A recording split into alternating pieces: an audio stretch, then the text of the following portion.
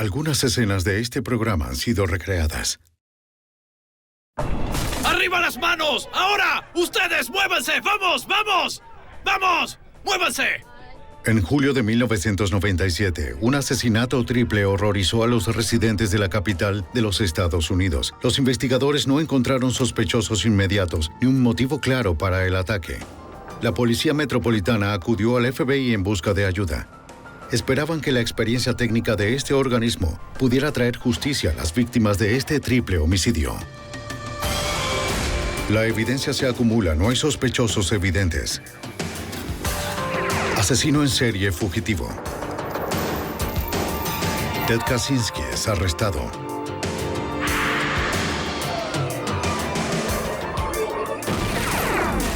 Fugitivo a un prófugo.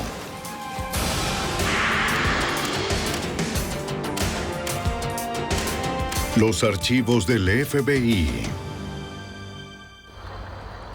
En una cafetería de Georgetown, en Washington, D.C., 3 empleados fueron asesinados a tiros. La evidencia en la escena del crimen apuntaba en varias direcciones. ¿Fue este un crimen de odio, un robo que salió mal, o un acto de venganza a sangre fría en contra de una de las víctimas? Soy Jim Castro, exdirector del FBI en Nueva York. Lo que al principio pareció ser un acto de violencia sin sentido, pronto se convirtió en un crimen de proporciones federales. Los asesinos de la cafetería.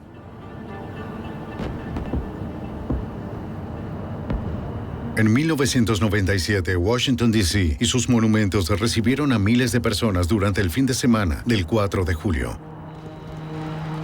Los visitantes asistieron a las celebraciones del Día de la Independencia en toda la capital. La mañana del 7 de julio, las festividades ya habían terminado. Los habitantes de Georgetown, en el distrito capital, ya estaban levantándose para comenzar la semana.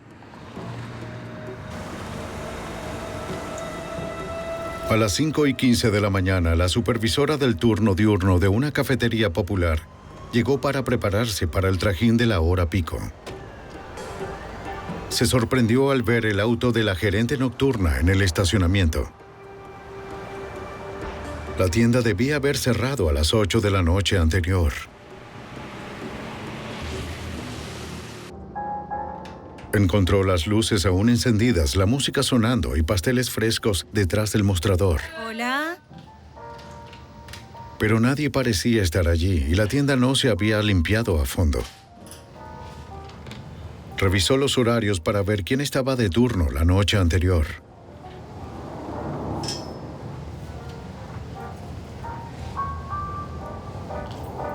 Katie. Katie. Se dirigió a la trastienda en busca de sus colegas y de algunas explicaciones. ¿Katie? Allí encontró los cuerpos masacrados del equipo nocturno. ¡Oh, Dios mío! ¡Oh, Dios mío! Salió deprisa de la tienda y le hizo señas al primer vehículo que vio, un autobús público. ¡Deténgase! ¡Ayúdeme, por favor! El conductor llamó a la policía. Sí.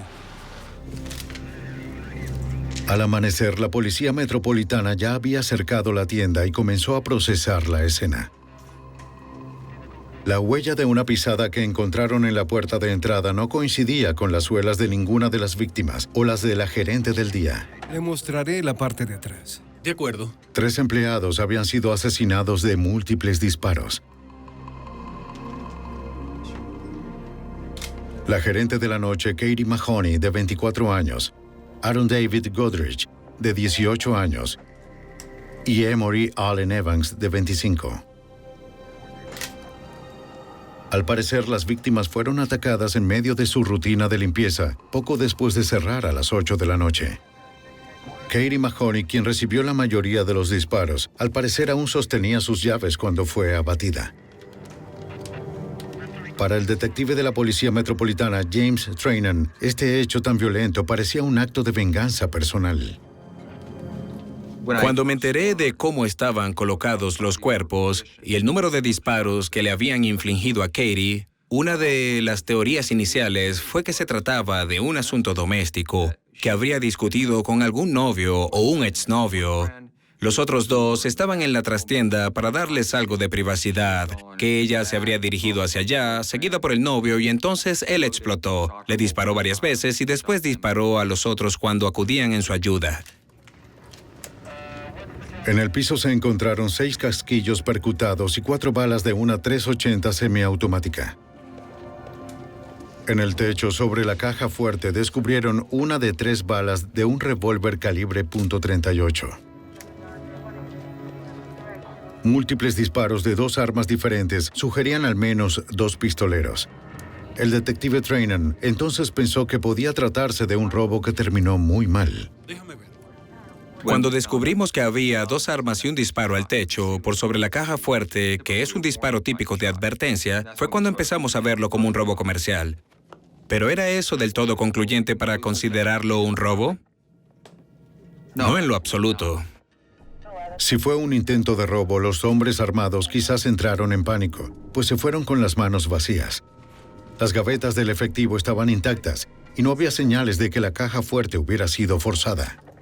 También por esta área. Un recibo mostraba que uno de los empleados había comprado medio kilo de café a las 8:40 de la noche, lo que indicaba que quizás estaban vivos 40 minutos después de que la tienda cerró.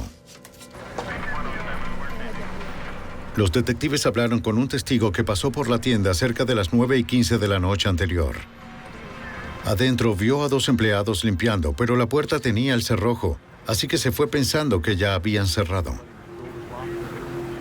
Otros testigos fueron clientes que les dijeron a los detectives que habían visitado la tienda momentos después, cerca de las 9:30.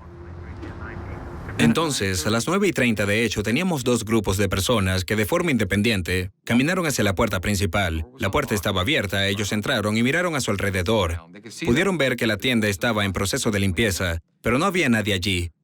Quizás creyeron que los empleados estaban en la parte de atrás y se fueron. Así que dedujimos, basados en esa información, que los asesinatos ocurrieron entre las 9:15 y las 9:30. Pero la gerente del turno diurno le dijo al detective que cuando ella llegó por la mañana, la puerta principal estaba cerrada. La puerta trasera también había sido cerrada. No había manera de cerrarlas así sin una llave. Si había sido planeado desde adentro, ella tenía una buena idea de quién podría ser. Una de las cosas que nos comentó fue sobre un ex empleado que había sido despedido solo unas semanas antes. Él consumía drogas. Al haber sido gerente de turnos, tenía acceso a la caja fuerte, a las alarmas. Una noche después del cierre, Katie notó una discrepancia en las gavetas de efectivo en su turno. ¿Qué sucede? Es que hice... Ella rastreó la falta de dinero hasta un empleado y lo despidió. Si tú lo dices. Lo digo. ¡Estúpida! La compañía no presentó cargos contra el hombre y él accedió a devolver más adelante lo que tomó.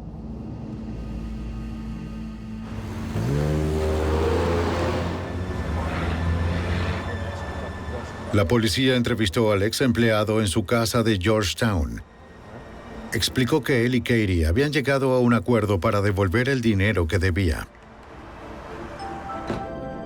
Afirmó no albergar resentimientos hacia ella. Los investigadores fotografiaron las suelas de sus zapatos para compararlas con la impresión obtenida en la escena del crimen.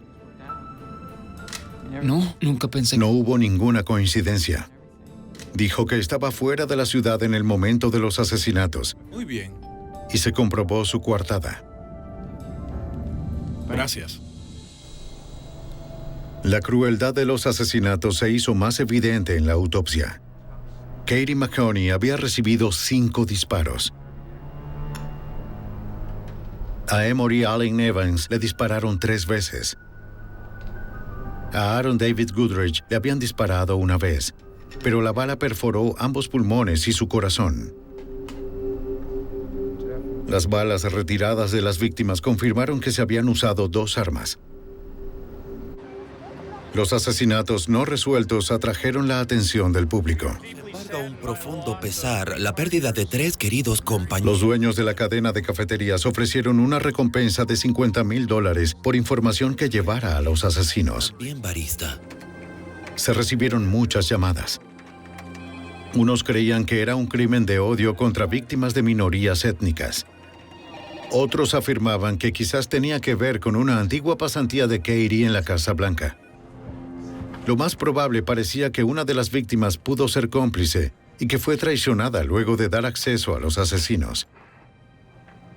El hecho de que no se llevaran nada de dinero aumentó el número de posibles teorías sobre las razones y qué sucedió de hecho dentro de la tienda. Sin embargo, pienso que una vez que revisamos los antecedentes de los empleados, al descubrir qué tipo de personas eran, comenzamos a eliminar muchas de las teorías.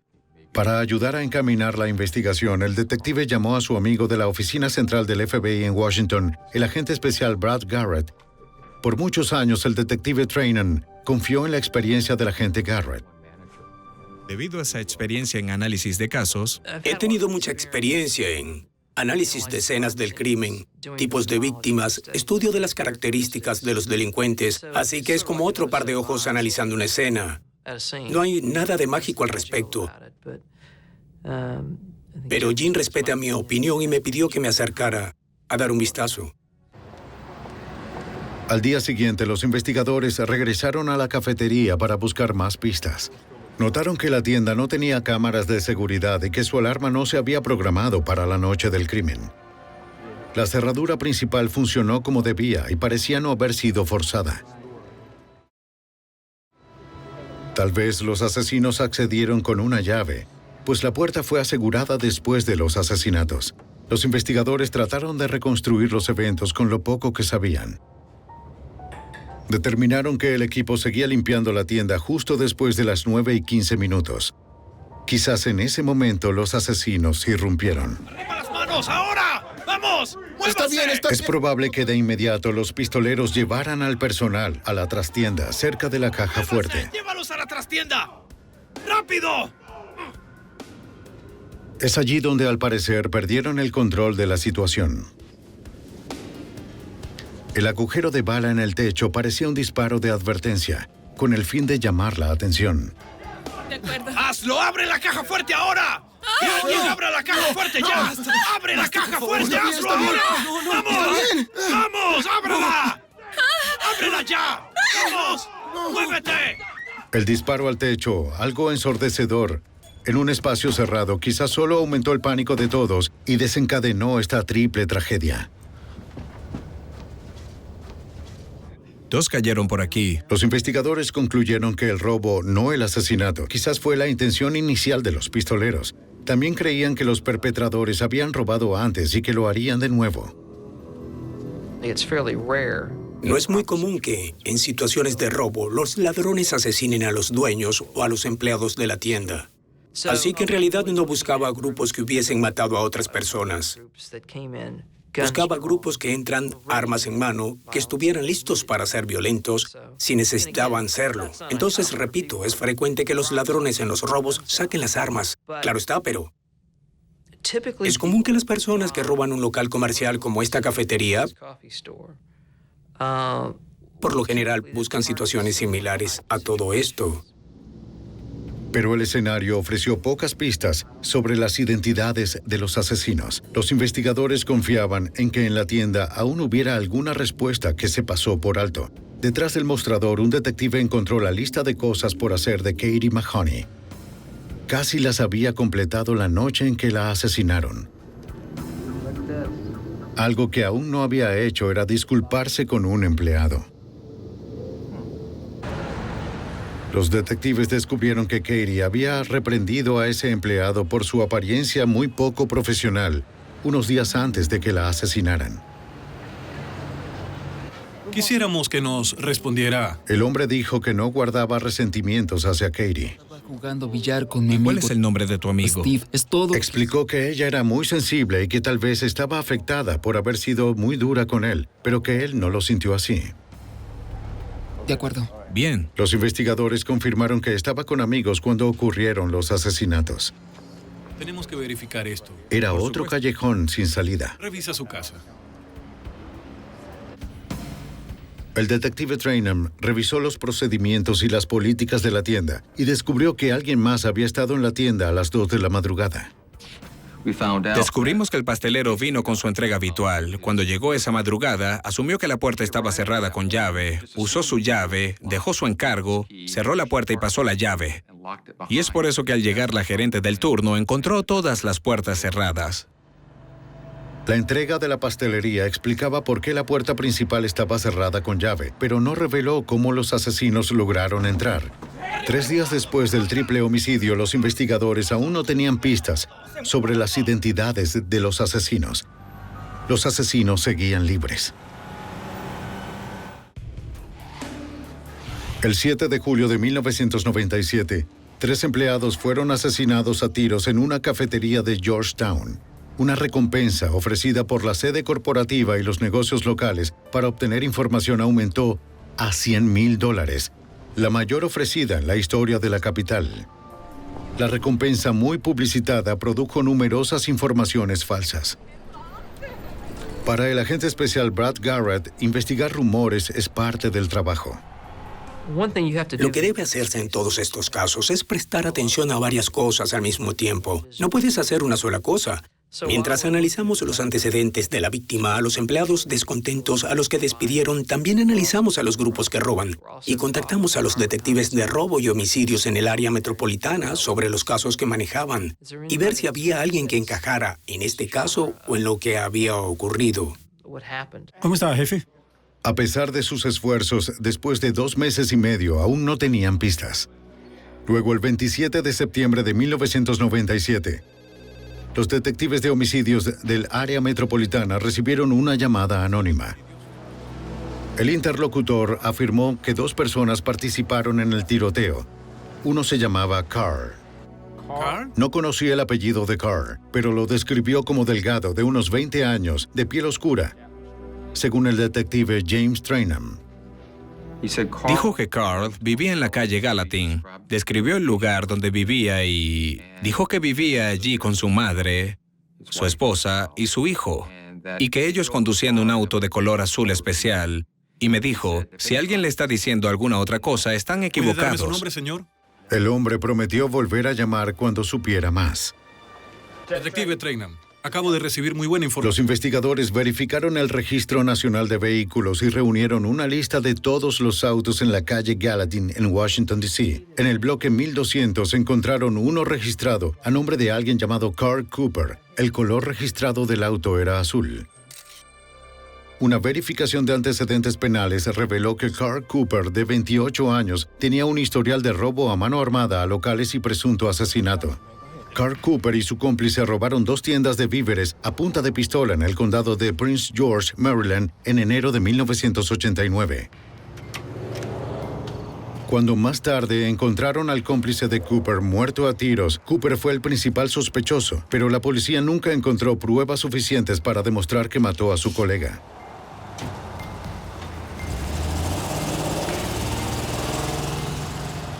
Sus antecedentes penales, junto a la declaración anónima de la persona que llamó, convirtieron a Carl Cooper en el principal sospechoso del triple homicidio en la cafetería. Los investigadores necesitaban investigar más sobre Cooper. El agente especial Brad Garrett obtuvo una orden para colocar un dispositivo y rastrear el teléfono de la casa de Cooper.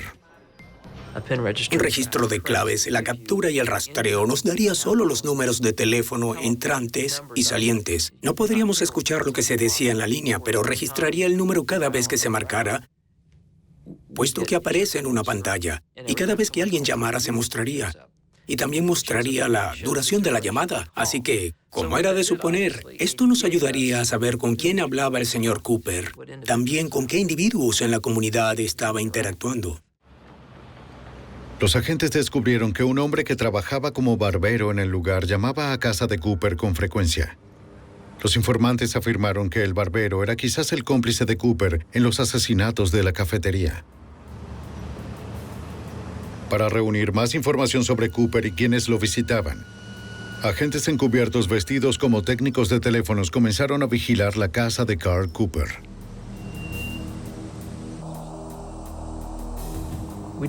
Colocamos una cámara muy discreta en un poste fuera de su casa que haría registros de la puerta principal las 24 horas del día para ver quién entraba y salía, a qué hora regresaba, cuál era su rutina, qué autos conducía, quién iba a visitarlo.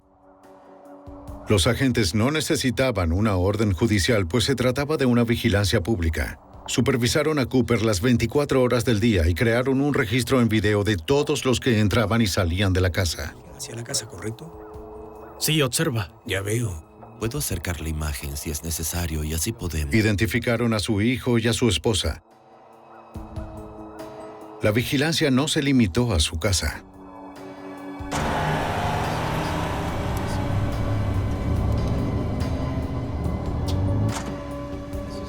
También se designaron equipos para seguir a Cooper por toda la ciudad. Carl Cooper visitó la barbería donde trabajaba su presunto cómplice. Los investigadores necesitaban confirmar de alguna manera si el barbero había estado involucrado en los asesinatos de la cafetería. Esperaban sacar más información con un dispositivo y el rastreo de su teléfono. En ese momento solo tratábamos de averiguar quién era ese sujeto de la barbería y cuál era su relación con Carl, y si había cometido robos con Carl. Así que revisamos sus antecedentes y si había participado en robos a mano armada. Y basados en lo que las fuentes indicaron, dedujimos que ambos, junto con otros individuos, habían cometido robos a mano armada. Los agentes encontraron una conexión sólida usando el dispositivo y el rastreo del teléfono del barbero. Reconocieron el nombre de una mujer que llamaba al barbero con frecuencia. Ella era la antigua novia del compañero de robo asesinado presuntamente por Cooper varios años antes. Tome asiento. Gracias. Dijo que Cooper, el barbero y su novio en ese momento eran amigos antes de que mataran a su novio. ¿Qué tipo de persona era? Ahora ella solo mantenía contacto con el barbero, pues creía que Cooper era el responsable de la muerte de su novio. También conoció a la esposa de Cooper y describió cómo ella lo ayudaba con sus crímenes. ¿Te parece bien? La esposa de Carl Cooper compró armas ilegales para él. Se maneja. Una fue una pistola de 9 milímetros. Aquí tienes. Su esposa usó una licencia de conducir con su apellido de soltera y una antigua dirección, por lo que esa arma no pudo rastrearse hasta su esposo Carl. Son $200. Los cómplices de Carl usaron a sus novias de la misma forma. Su esposa, Melissa... La novia fue muy colaboradora. Aún estaba interesada en cerrar el caso y nos dio aún más antecedentes sobre Carl Cooper y sus colegas. Nos contó acerca de una tercera persona que trabajó con ellos durante el verano de 1997 cometiendo robos. Los investigadores colocaron al presunto tercer hombre de Carl Cooper bajo vigilancia.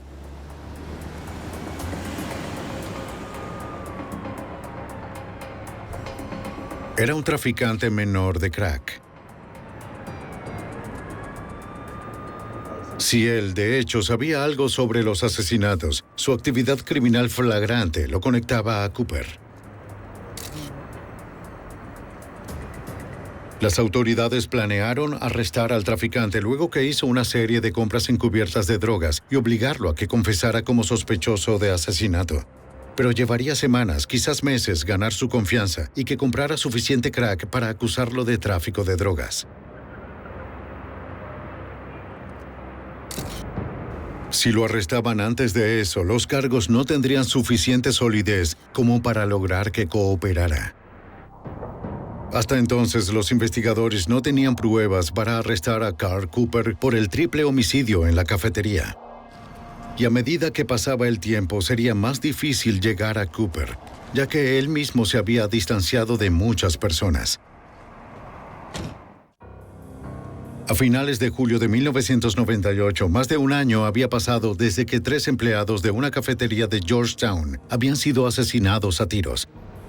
El FBI y la Policía Metropolitana de Washington creían que Carl Cooper, de 29 años, y al menos un cómplice, eran responsables, pero los investigadores aún no tenían pruebas directas. Para encontrarla, siguieron a Cooper a todas partes, rastreando sus llamadas, vigilando su casa y a sus colegas. Ese es su hijo. A pesar de su persistencia, Cooper permaneció fuera de alcance. Pero los investigadores se enteraron de que Cooper sabía que era sospechoso, según el agente especial del FBI, Brad Garrett.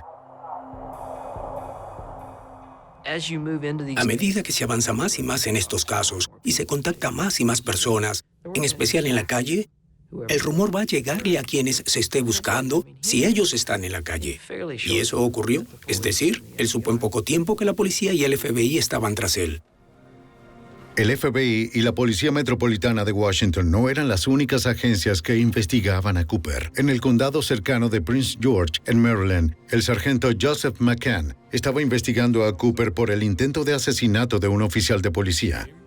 Joe McCann. El sargento estaba trabajando con una informante que también quería decirle al FBI lo que sabía sobre Cooper.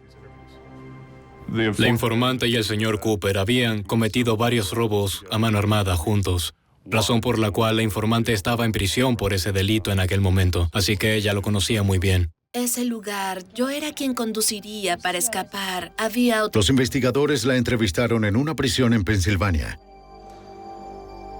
Aunque no tenía conocimiento directo de los asesinatos de la cafetería, sabía de primera mano cómo operaba Cooper. La mujer contó sobre un robo a una pizzería que habían cometido en septiembre de 1996. Cooper fue el cabecilla. ¿Listos? Vamos. Ella era la conductora del auto de escape robado. El amigo de Cooper, el barbero, y el novio de la mujer en ese momento también participaron. Ella dijo que esa noche Cooper llevó 2 armas al restaurante, tal como solía hacerlo. ¡No se muevan! ¡Atención todo el mundo! ¡Que nadie se Su mueva! trabajo era dispararle a quien no obedeciera sus órdenes. ¡El dinero de allí! Si hay algo de valor, lo quiero ya. ¡Vámonos! ¡Date prisa, rápido! ¡Vamos! ¡No te muevas! No hizo falta disparar esa noche. Tomaron la gaveta del efectivo y las billeteras y huyeron con rapidez. Dígame lo que más pueda recordar sobre lo que La Cooper... informante no había terminado. Les habló a los investigadores acerca de otro robo, poco después del robo de la pizzería donde Cooper había disparado su arma.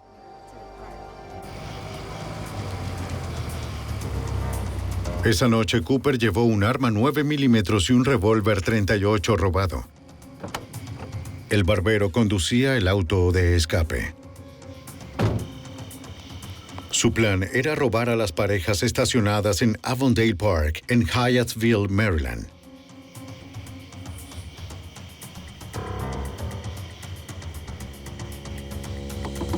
¡Vamos! ¡Dame tu dinero! Cooper no sabía que el hombre al que atacaba era un oficial fuera de servicio de Maryland.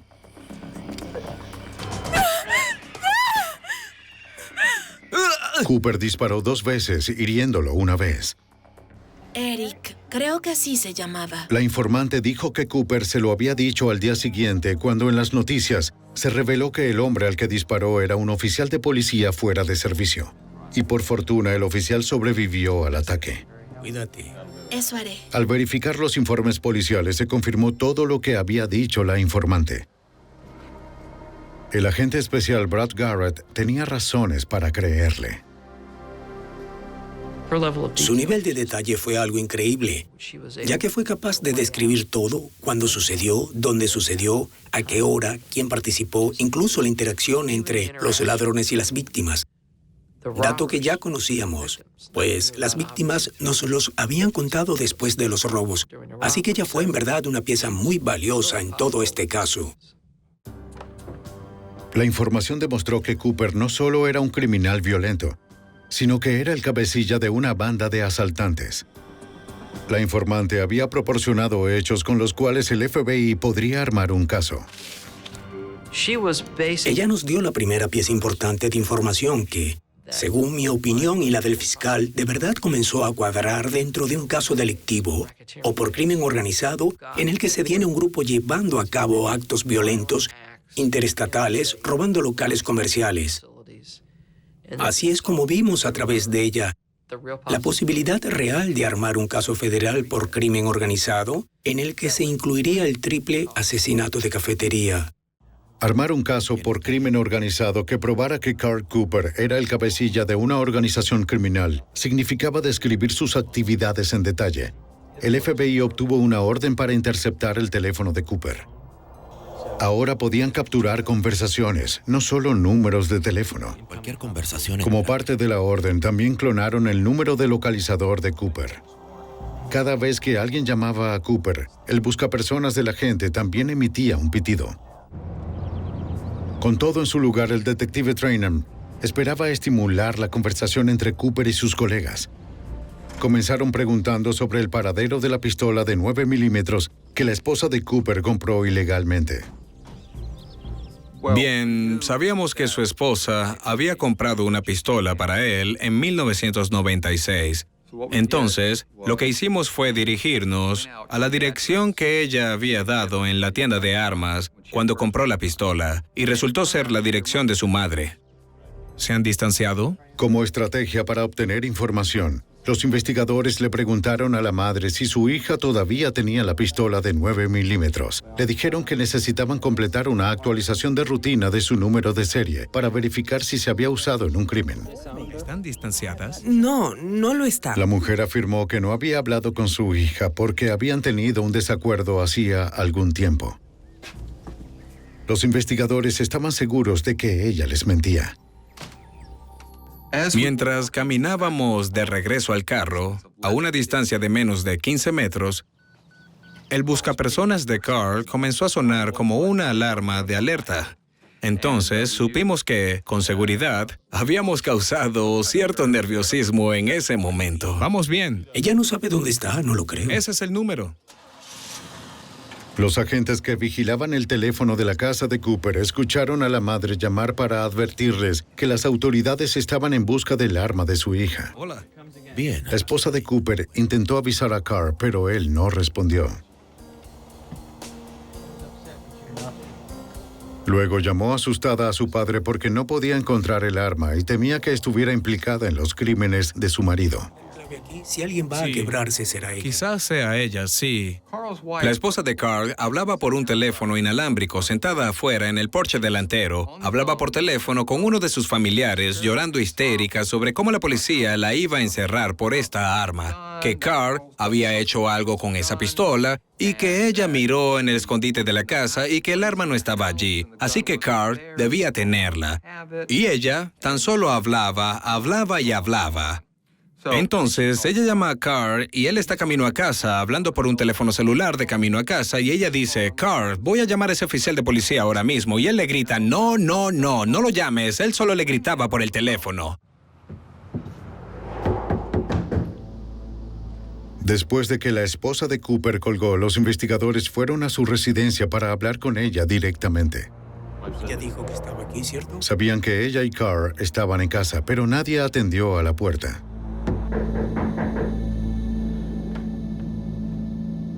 Ve a ver.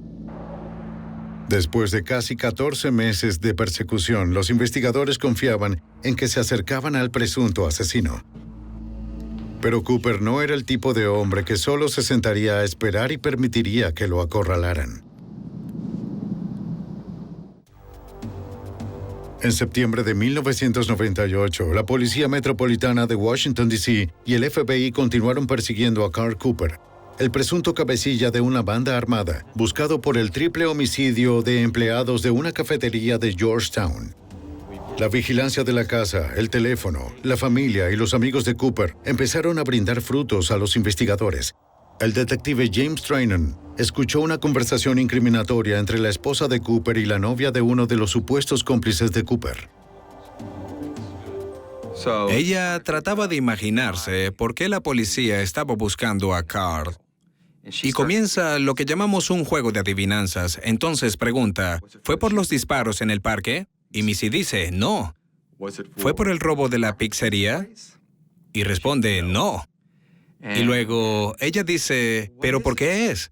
Y Missy dice algo así como, ¿sabes? Ese asunto del que te hablé, eso en Georgetown. Entonces la otra mujer dice, ¿te refieres a la cafetería? Y ella dice, sí.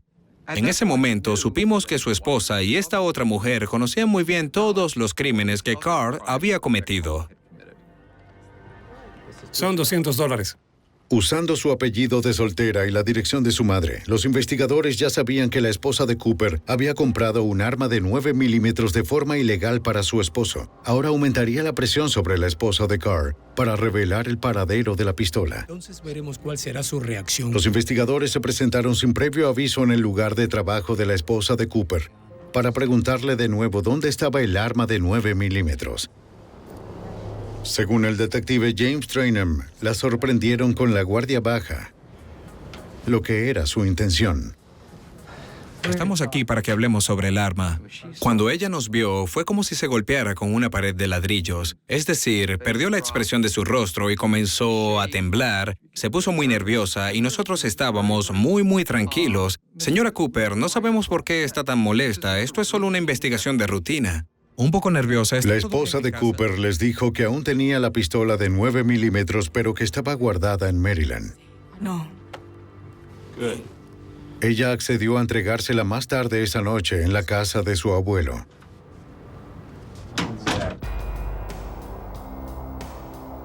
Cerca de la hora acordada, los agentes del FBI observaron al presunto asesino Carl Cooper retirando de su casa lo que parecía ser el estuche de una pistola.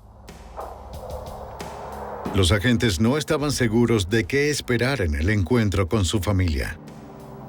Garrett Tal vez era una trampa. acaba de salir en un auto. Tenía la pistola. El agente envió un mensaje para alertar a otros agentes ubicados en las cercanías por si necesitaban asistencia. ¿Por qué están en mi casa? Cuando se acercaban a la casa del abuelo de la esposa de Cooper en Maryland, Cooper los enfrentó. Solo estamos aquí por procedimiento de rutina. Está bien, pasen. Acusó a los agentes de acosar a su esposa, pero no les impidió entrar.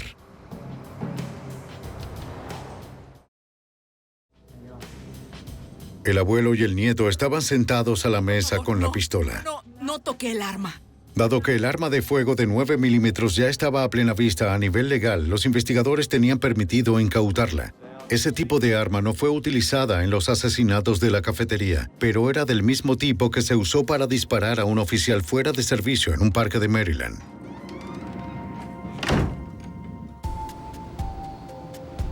Los agentes enviaron el arma al laboratorio de balística para probar las balas, que se compararon con las extraídas del oficial herido. Los surcos poco profundos impresos en el interior del cañón en cada una de las balas no coincidieron. Pero las marcas hechas por el expulsor del arma en las carcasas de los cartuchos coincidían con las de las carcasas recogidas en la escena del crimen. Los expertos determinaron que el cañón pudo haber sido cambiado o alterado, pero estuvieron de acuerdo en que sin dudas fue el arma utilizada para disparar al oficial en Maryland, según el sargento Joseph McCann. Una vez que recibimos ese informe balístico y confirmamos que esta arma, que estaba registrada por la esposa de Carl Cooper, se usó para disparar a un oficial de policía fuera de servicio en el condado de Prince George. En ese momento entramos en un ámbito completamente diferente en la investigación. Todo se intensificó mucho más a partir de allí. Aun cuando los investigadores tenían pruebas contra Cooper por ese crimen, tenían pocas para acusarlo por el triple homicidio en Georgetown o por crimen organizado federal. Para llegar a Cooper, el agente especial Brad Garrett y su equipo recurrieron a uno de los supuestos cómplices de Cooper, un traficante de crack que había estado bajo vigilancia durante meses. Arreglamos numerosas compras de crack a este sujeto hasta que al final llegamos a una cantidad que lo llevó a enfrentar una sentencia mínima obligatoria en un tribunal federal. Y luego lo arrestamos. La clave era conseguir que nos ayudara. Se equivocaron de hombre. Los investigadores lo presionaron para que les informara sobre Cooper a cambio de una reducción en sus cargos por tráfico. 1, 2, 3. Bien. Para evitar años en prisión, el traficante accedió a usar un micrófono. Él no resultó tan cercano a Cooper como los agentes habían esperado, pero el traficante sí era cercano a otro de los supuestos cómplices de Cooper, su amigo de la barbería. Bien. Llamó al barbero para concertar una reunión.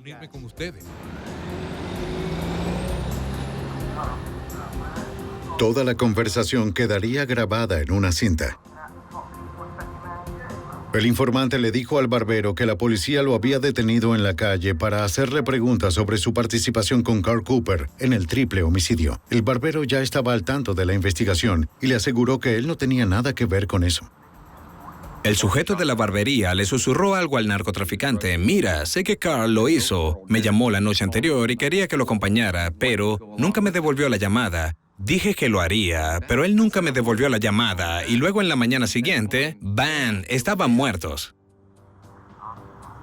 Aparte de la llamada anónima que los puso en camino poco después del crimen, Esta fue la primera conexión verdadera del FBI entre Cooper y su pandilla y los homicidios de la cafetería.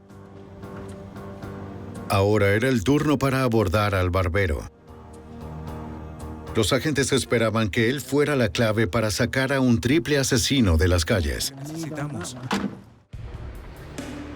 Un año y medio después de un robo fallido y el triple homicidio en una cafetería de Georgetown, el FBI y la Policía Metropolitana de Washington cerraban el cerco a una pandilla de presuntos ladrones y asesinos. Un barbero que se cree es uno de ellos le dijo a un informante del FBI que había aceptado robar la cafetería con el cabecilla Carl Cooper. Pero este nunca lo llamó, así que el barbero supuso que solo Cooper habría cometido el crimen. El agente especial del FBI, Brad Garrett, decidió que era hora de interrogar directamente al barbero y descubrir cuánto sabía acerca de Cooper. Así que en este punto pensamos bien. Es obvio que este barbero sabe algo de esto, pero él solo dice que habría participado, pero que no lo llamaron por lo que no participó.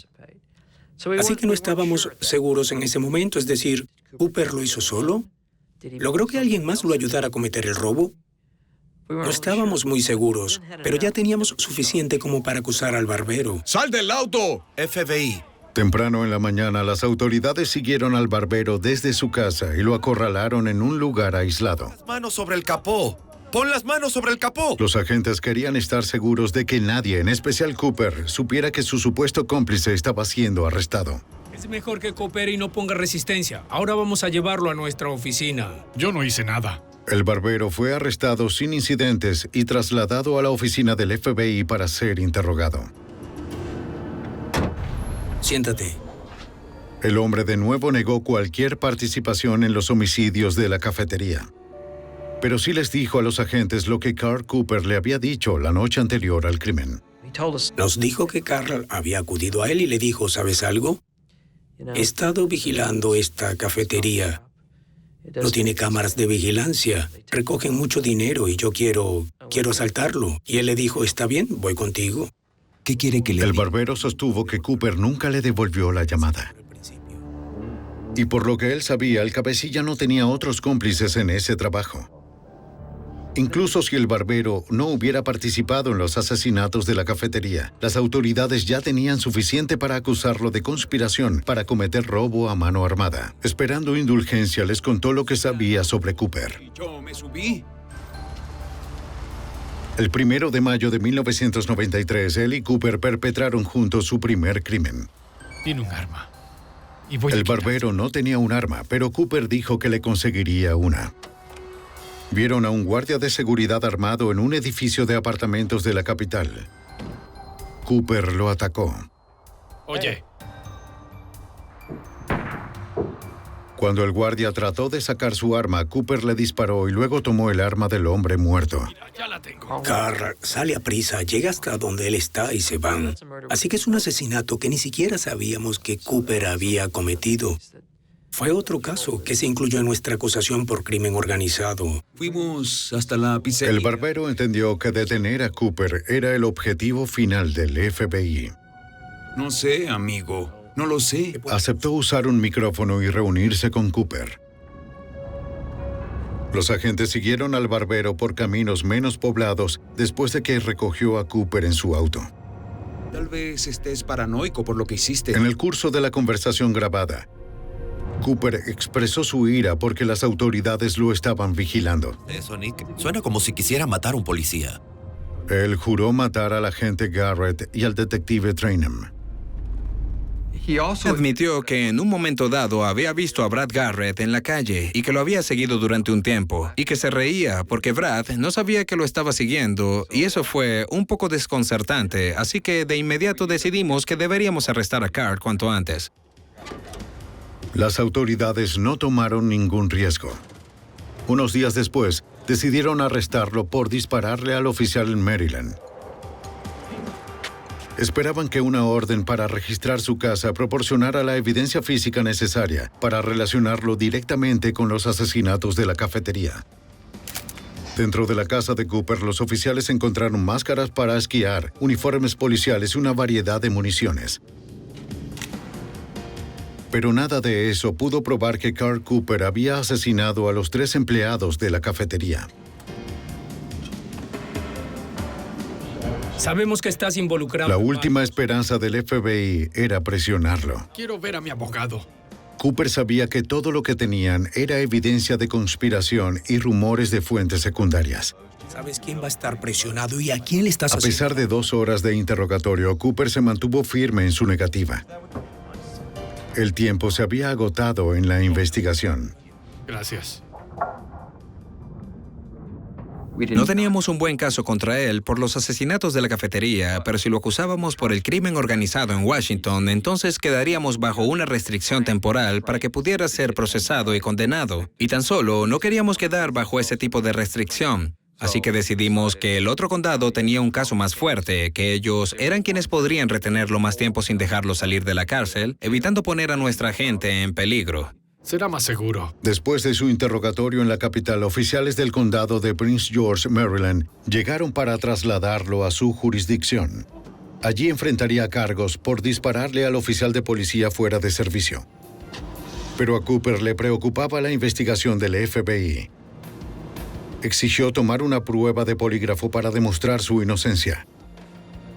Cooper tomó una en Maryland, pero no pudo pasarla. Fue entonces cuando se rindió. Es tan simple como es. A cada uno le... Creo que Carl pensó que lo habíamos capturado por los asesinatos de la cafetería, que iba a ser acusado por eso y que iba a pagar por ellos.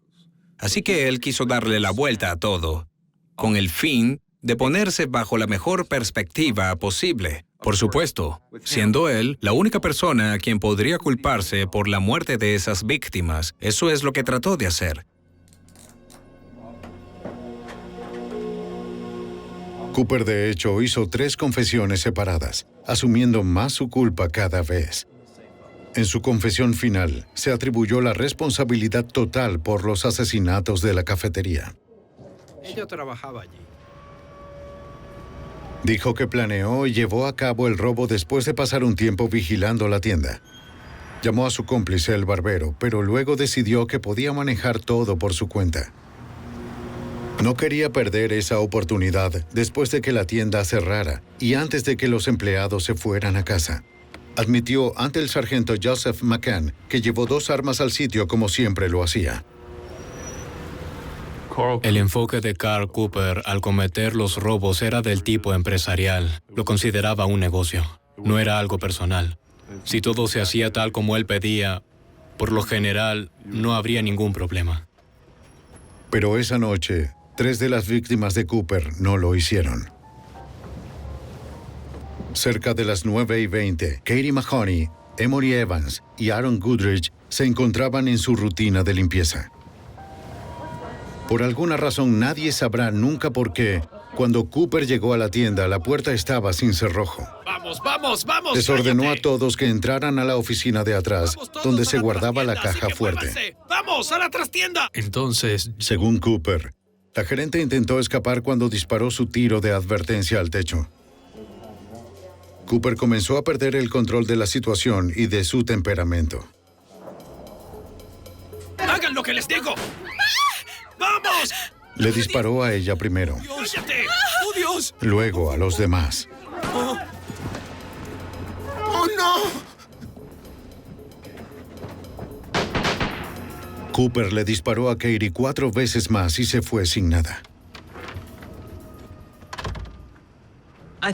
Creo que las personas se sorprendieron mucho de que solo una persona haya cometido este acto, porque pienso que está más allá de la comprensión de muchos y que una sola persona vaya donde haya 3 empleados y tratar de cometer un robo. pues... Sí, me frustré por... Él dijo que fue deprisa de regreso a casa, lavó su ropa y se deshizo de las armas. Nunca lograron recuperarlas. En febrero del 2000, más de 2 años después del triple homicidio, Carl Cooper confesó y fue declarado culpable de 48 cargos asociados con ese crimen, así como del asesinato del guardia de seguridad, de dispararle al oficial de policía fuera de servicio, del robo de la pizzería y de liderar una banda delictiva. Al declararse culpable, Cooper evitó la pena de muerte. Ahora se encuentra cumpliendo condena de cadena perpetua sin posibilidad de libertad condicional ni de apelación.